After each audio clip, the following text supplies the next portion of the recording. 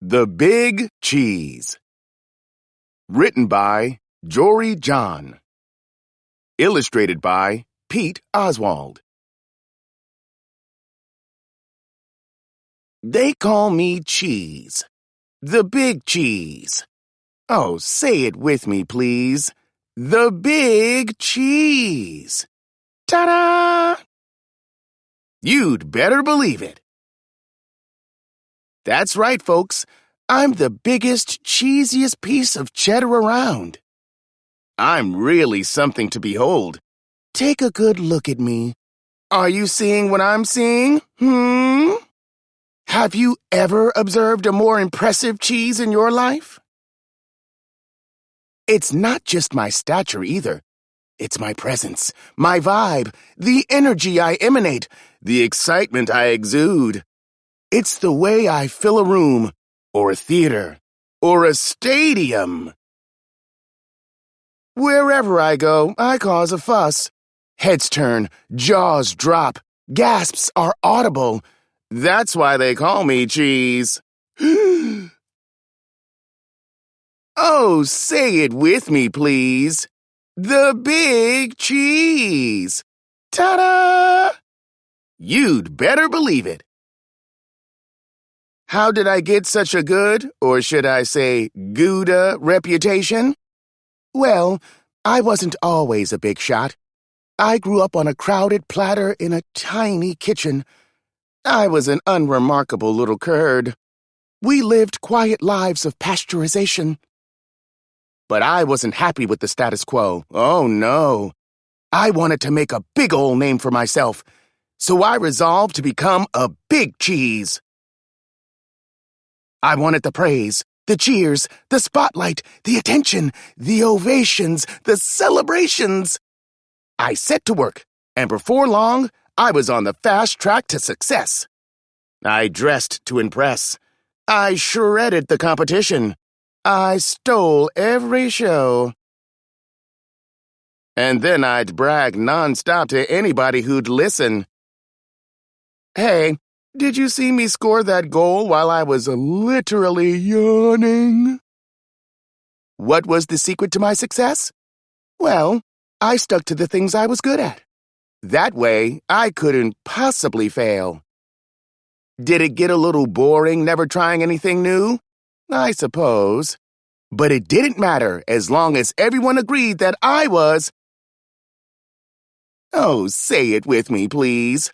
The Big Cheese. Ta-da! But then, one fateful day, I met Wedge. He was new in town, and he seemed to be my exact opposite in every way. He was quiet. I was loud. He was shy. I was bold. While I dominated conversations, he kept to himself. I didn't pay him much attention at first, because why would I? I was too preoccupied with being the center of my universe. But then, without warning, everything changed. Here's what happened. Every summer, our tiny village staged an all-day cheese-cathlon. Guess who had first-place trophies from the last 6 years? Oh, say it with me, please. The Big Cheese. Ta-da! You'd better believe it. This year's opening ceremony started at 5 a.m. sharp. I was fully primed and prepared to prevail. First up was a foot race, and I zipped into the lead. Within seconds, though, there was someone on my heels. I could hear his breath, the pitter-patter of his agile feet. It was Wedge. I could not believe it. Oh, he was fast. Not just fast, but skilled, disciplined. He paced himself.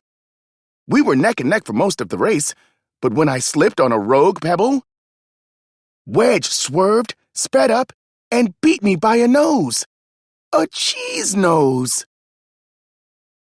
For the first time, I'd come in second place. Oh, the indignity! But there was no time to sulk, because the next leg of the competition had already started. It was a game of chess. Before I could blink or think, Wedge had taken my king in 4 moves, and while I was busy protesting to the judges, he'd already moved on.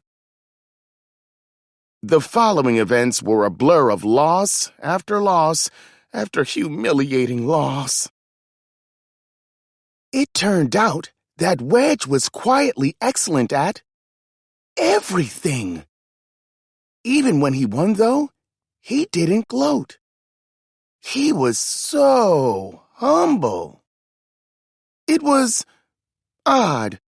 It was disconcerting. It was absolutely baffling.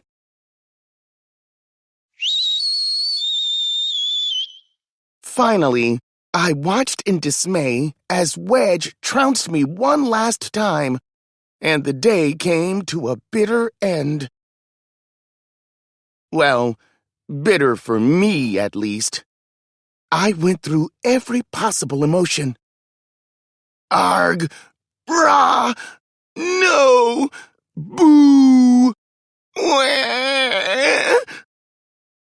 Until I'd finally exhausted myself.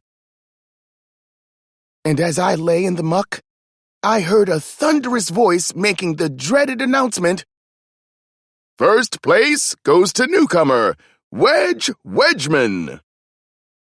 Whoomp. Sigh. The crowd roared its approval. What had just happened? It was honestly hard to fathom. I closed my eyes. Suddenly, inexplicably, I felt a sense of calm come over me. I listened to my breathing, to the steady beating of my heart. Yes, I had lost. Again, and again, and again. But after all that, I actually felt okay.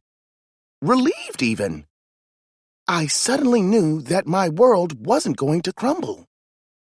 I picked myself up, I dusted myself off, and I headed home. Before too long, I spotted Wedge. He wasn't busy celebrating or bragging. He was just watching the stream go by. He looked content. We chatted for a bit. It turned out that Wedge had a fascinating life story. I found myself getting caught up in a great conversation. A conversation that wasn't all about me. That day, I realized something. Maybe it didn't matter if I wasn't the best at everything. In fact, perhaps it was healthy for me to lose for once. And sure, my ego was bruised in the short term, but over time, I gained some perspective on what's really important. Losing taught me about empathy and humility. It showed me that I'd become so focused on winning that I was missing out on the joy of participating. And it helped me see that I can live with defeat, even if I get a bit angry or frustrated at first. These days, I'm trying not to worry about whether I win or lose. I don't have to impress everyone all the time. I let others have the spotlight. And I've taken up some new hobbies, just for me. Yes, I'm trying to be a better Wheel of Cheddar.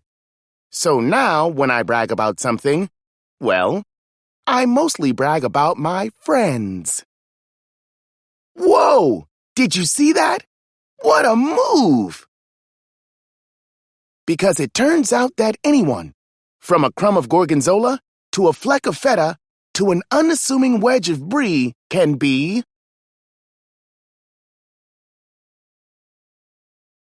Oh, say it with me, please.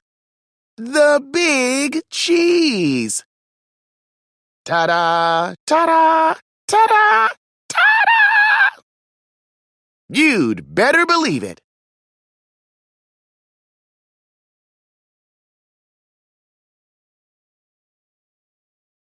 Go, team!